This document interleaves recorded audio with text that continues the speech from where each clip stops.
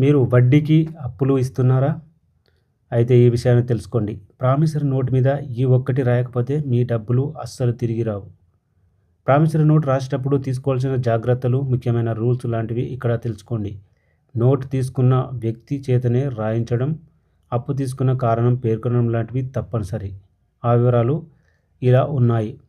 ఒకసారి తెలుసుకుందాం.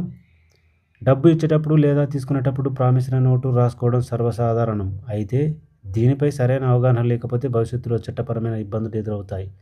High court advocate ఒకరు ప్రామిసరీ నోటు రాసేటప్పుడు పాటించాల్సిన ముఖ్యమైన నిబంధనలు తెలియజేశారు. ప్రామిసరీ నోటు అప్పు తీసుకునే వ్యక్తి తన సొంత చేతిరాతతో రాయాలి. కేవలం సంతకం పెడితే సరిపోదు.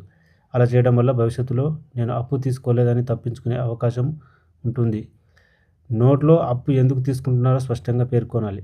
ఉదాహరణకు కుటుంబ ఖర్చుల కోసం లేదా పిల్లల చదువుల కోసం ఇలా కారణం రాయడం వల్ల అప్పు తీసుకున్న వ్యక్తి ఒకవేళ మరణించినా అతని వారసులు ఆ అప్పు తీర్చడానికి చట్టబద్ధంగా బాధ్యులవుతారు. ప్రామిసరీ నోట్ కాలపరిమితి కేవలం 3 ఏళ్ళు మాత్రమే. నోట్పై ఉన్న తేదీ నుంచి 3 సంవత్సరాలు దాటితే అది చట్టపరంగా చెల్లదు.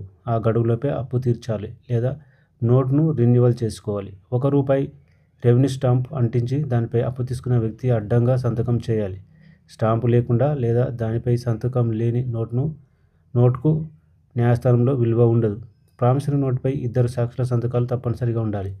అప్పు ఇచ్చేటప్పుడు సాక్షులు సమక్షంలో ఉండడం వల్ల చట్టబద్ధమైన బలం పెరుగుతుంది. అప్పు తీసుకునేవారు ఎప్పుడు ఖాళీ నోటుపై సంతకం పెట్టకూడదు. మొత్తం వివరాలు, తేదీ, అప్పు తీసుకున్న మొత్తం అన్నీ నింపిన తర్వాతనే సంతకం చేయాలి.